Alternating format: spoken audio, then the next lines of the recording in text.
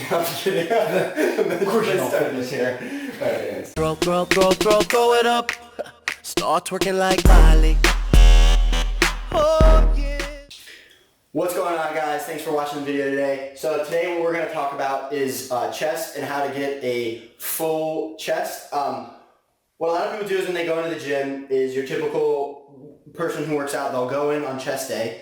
International Chest Day is Monday. And they'll go and hop in on bench press, flat bench press. And everyone's always like, oh, what's your bench, bro? And that kind of like joke has actually kind of turned into a problem because a lot of people forget to focus on your upper chest while flat bench does, while it is a good exercise for powerlifting, it doesn't translate quite as much into the bodybuilding part of it and like the aesthetics of everything. So it's good for powerlifting, but for bodybuilding, you really want to make sure you have a nice, full, rounded chest.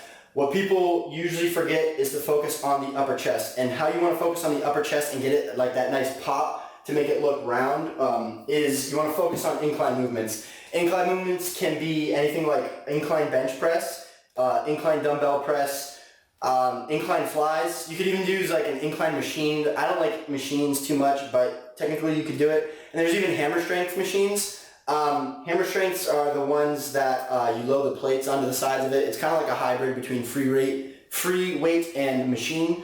I like them a lot. But yeah, you want to make sure you focus on incline movements because incline movements is what builds your upper chest, while flat movements or decline movements is normally what gets the bottom part of your chest, I guess, if you want to break it down like that.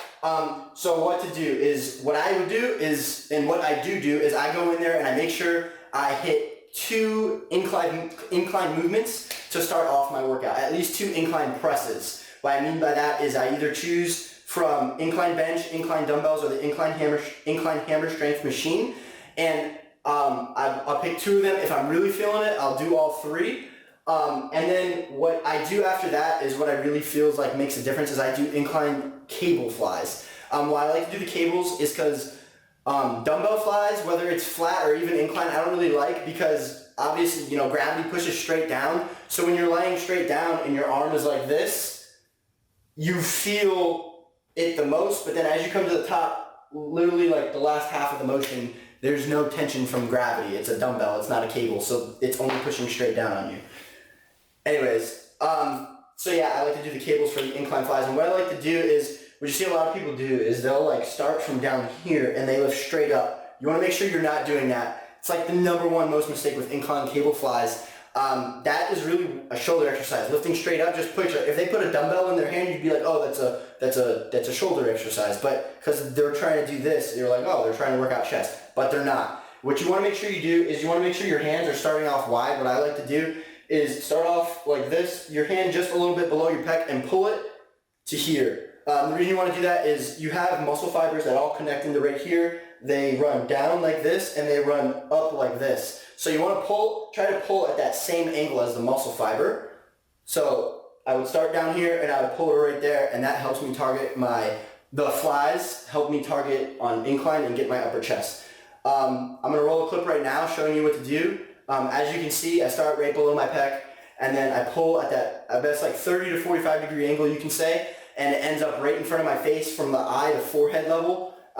You want to make sure you get the good stretch. You want to make sure you get a good full range of motion because, that's really good for flies, which brings me to my next point, which is stretch and full range of motion. I feel like stretching on your chest is really important. You see a lot of people not go all the way down. However, you want to make sure you get a full range of motion, but a point I wanted to make is you want to make sure that your range of motion isn't what somebody else's range of motion is just because they're telling you to go all the way down. Like me, all the way down for me is probably like an inch or 2 above my chest. It's not necessarily touching my chest. Obviously, when I first started, touching my chest was super easy with the bar.